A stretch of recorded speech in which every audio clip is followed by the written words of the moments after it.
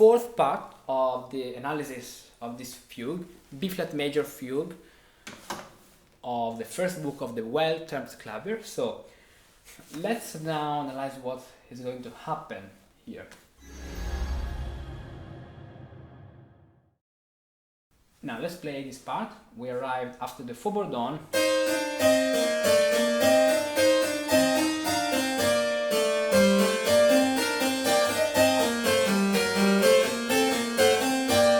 Okay, now let's play.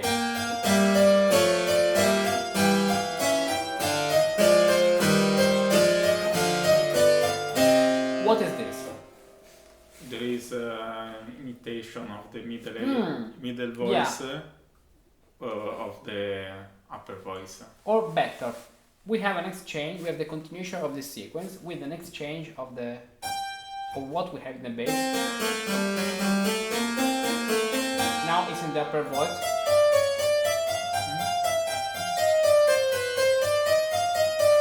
Up to this point, and then in the middle voice we have what there was in the upper voice.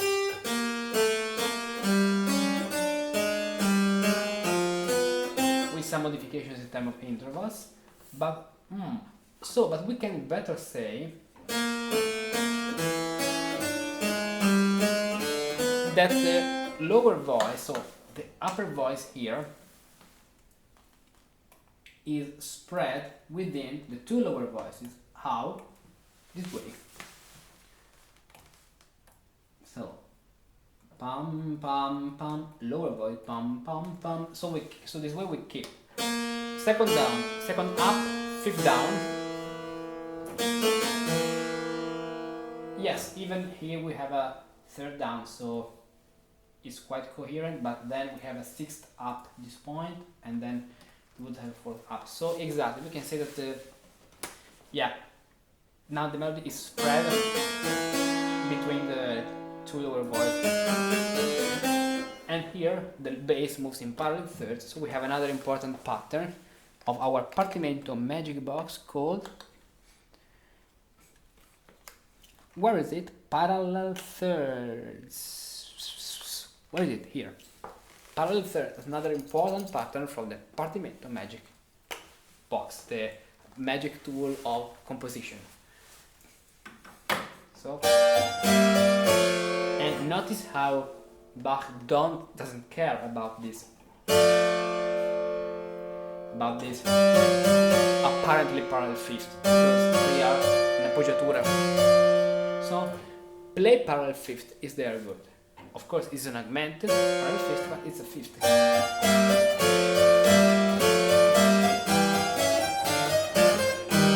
Another fifth, but it's augmented of course, but it's a fifth.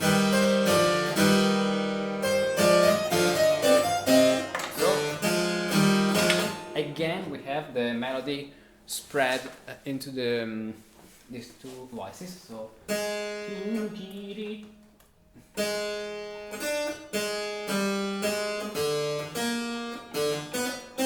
can see, perfect.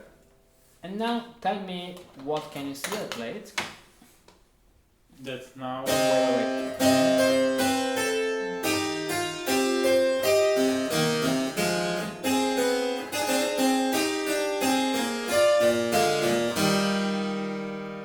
What is this? That there is the subject in the middle voice. Exactly, so we have the subject in the middle voice.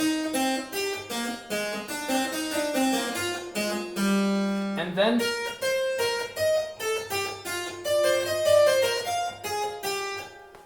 exactly, so this part, these two bars, work like a false entry, since we have the subject, but it's incomplete. And now we have our subject in the first degree, so in B flat major. Okay. And so these three voices were, first of all we have this melody, the upper melody here, and the lower melody, which comes from the first, from the subject. Now we have the subject in the middle voice. What's the color of the upper voice? So what's the color? Orange. Orange, perfect.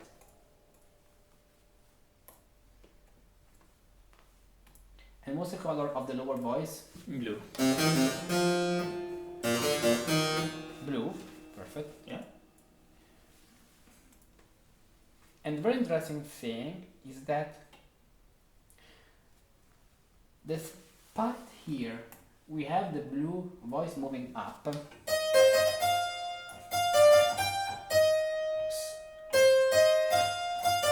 Now we have the blue voice moving down. First of all, we have, instead of 3 down, 3 up, we have the contouring. But we don't have this. It would be correct. Mm-hmm. But we have something moving down. Very beautiful, very heartful. But let's see now, let's find the reason of this thing.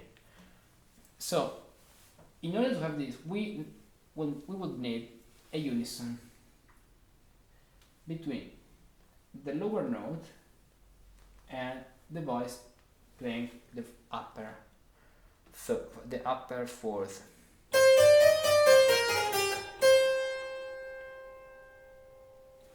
And then a fifth. So here we have this like this.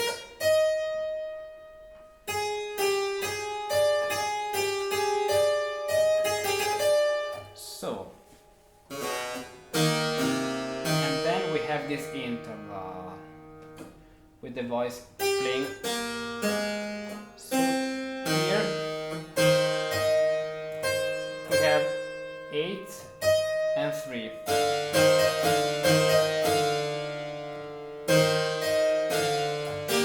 So it will be something like this.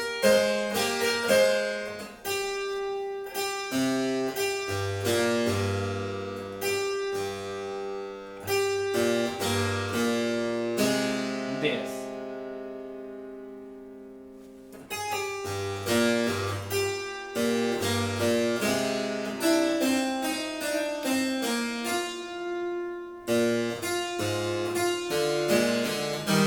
This probably is the right section.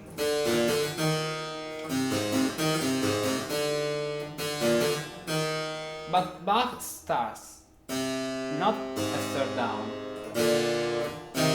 like moving up, but start a second up.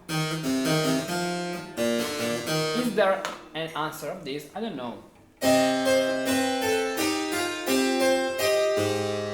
Yeah, probably the fact lies in this G, because it's a dissonant, the 7. It doesn't sound so good. Or, yeah, on this interval probably. And for the reason we have this adjustment. Interesting.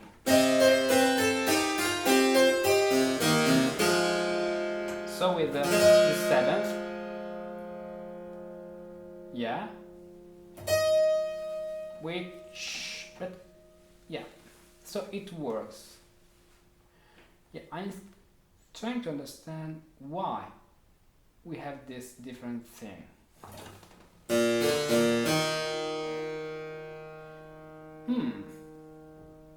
That's not so simple to answer this. Oh, probably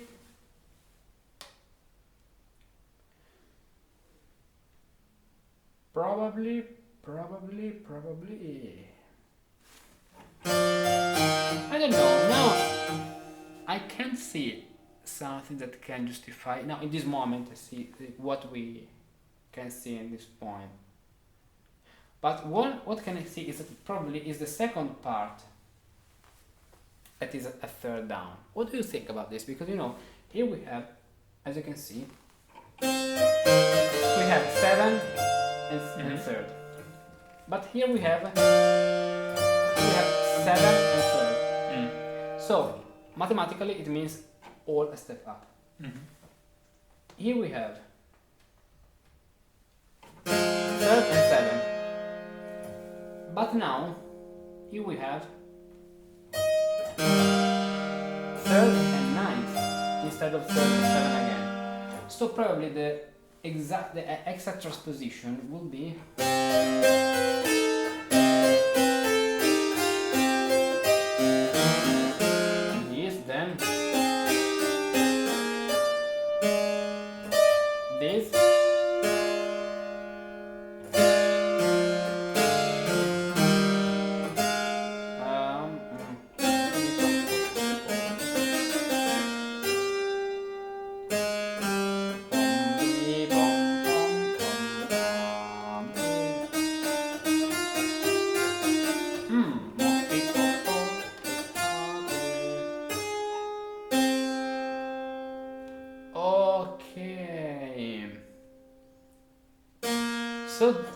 this is the different thing is in the subject, because we don't have this step up, as you can see,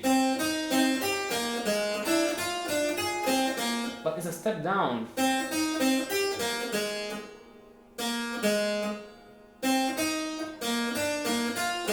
Like a fonte. So we have the inversion of the sequence in the subject, and for this reason we have the lower voice moving a second down, a third down. Incredible. While the upper voice continues is melody. Very, very, very interesting. So instead of, like we have here in the bass, as you can see,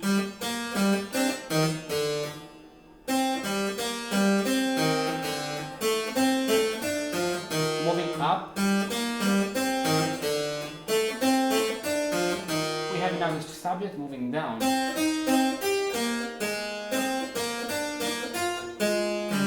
Very interesting.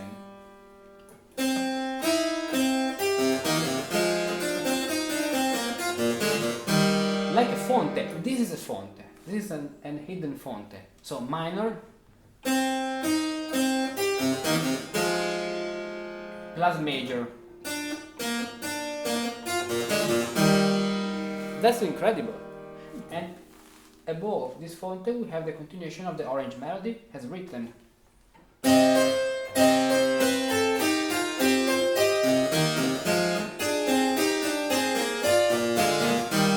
So we have something opening now. Okay. Wider, incredible, very incredible. And now, tell me. So now we have the real entry. So the real subject in the B flat major.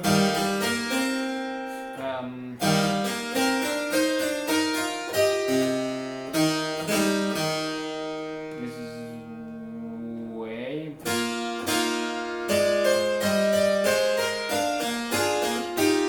Very beautiful. And so, what's the color? What color is in the upper voice? Which color? In yellow. Yeah, exactly yellow. Perfect. Very good. So.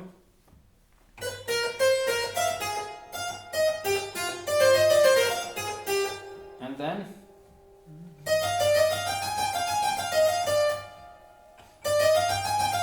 Yellow. So the whole subject. And then, what color is in the middle voice? In orange. Orange, so the counter subject number 1.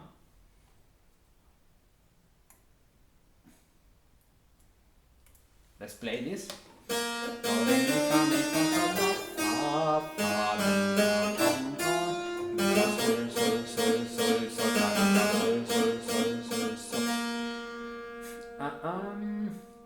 Also here we have something different. Something different.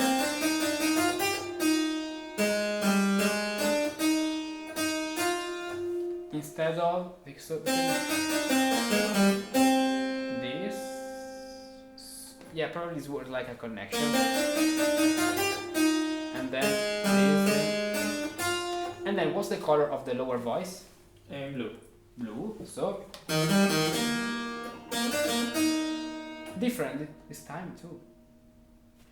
Because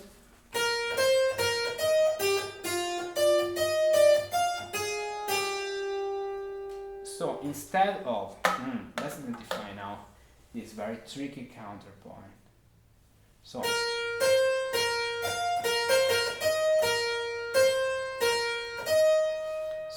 here between the yellow, let's see at the beginning.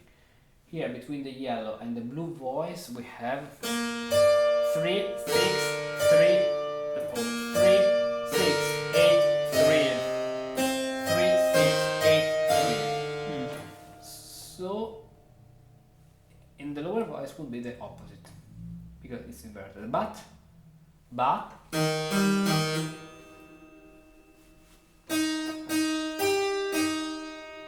so what we will need 3.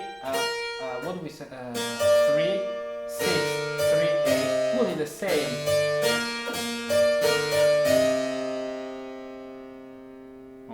Okay. So the chorus thing will be.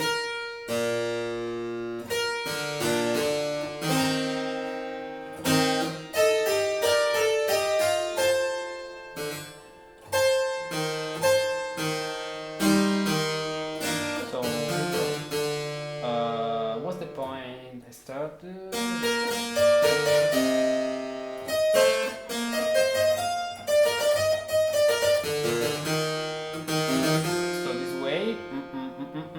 let's see.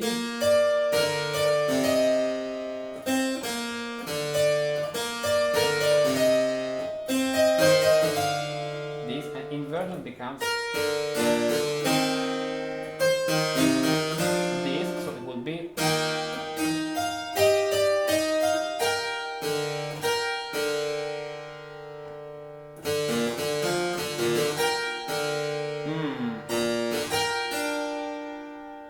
yeah, probably is something for playability, because here we will need something very wide, and we can play this if we have the voice in the hand here.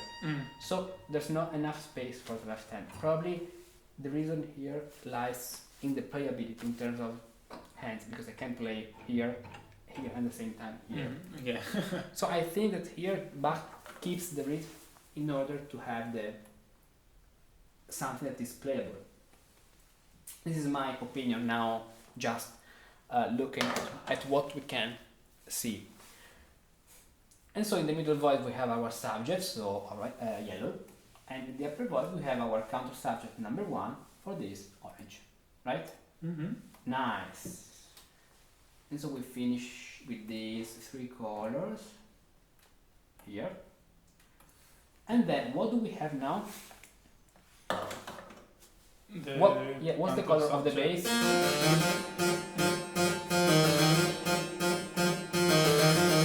What's the color of the bass? It's orange. Yeah, orange.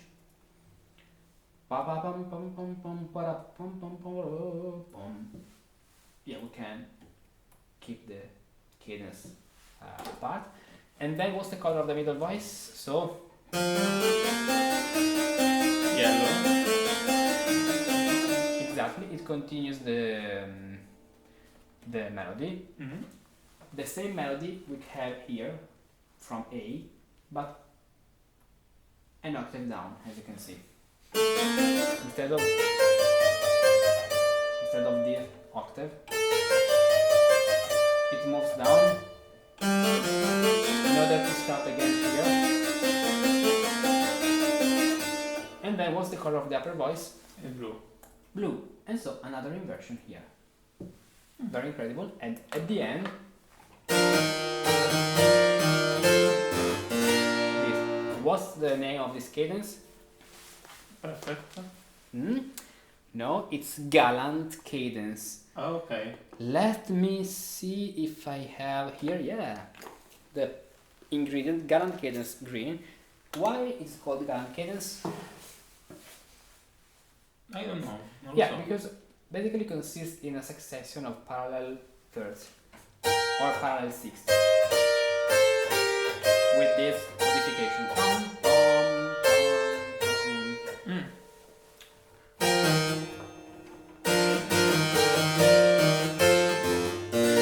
Because it can also be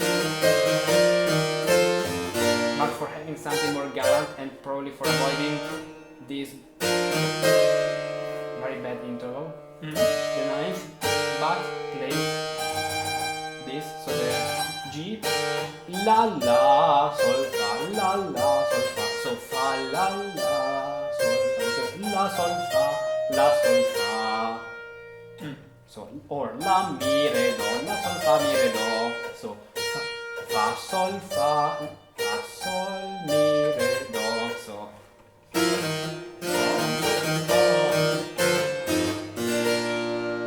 So we have the Gallant cadence. How many patterns, how many things we can have in this composition? Very interesting.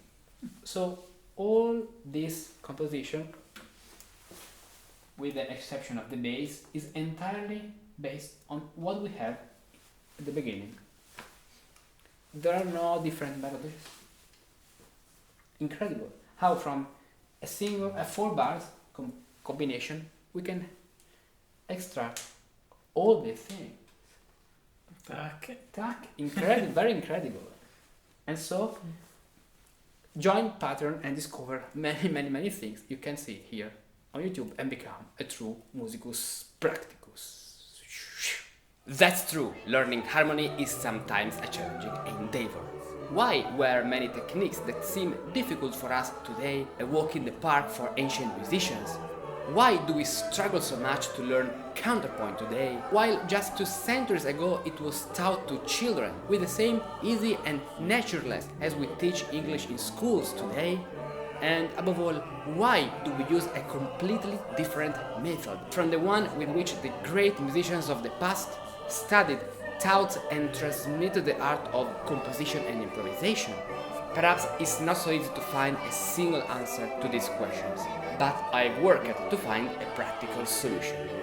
This solution is called Improvisation Elements. Improvisation Elements is a collection of numerous musical exercises in the form of videos that are focused, concise, and effective for learning counterpoint, harmony, while practicing with keyboard patterns. With Improvisation Elements, you learn to play diminutions, harmonize melodies, improvise counterpoints, apply figurative elements to broader patterns, and with delightful musical recipes, you learn to combine different musical patterns to create your personal compositions and improvisations. Many things in one platform, one place, and everything organized clearly, smartly, and neatly in thematic categories. Discover the vast amount of resources you can immediately access on this page. Improvisation Elements. Play, compose, improvise.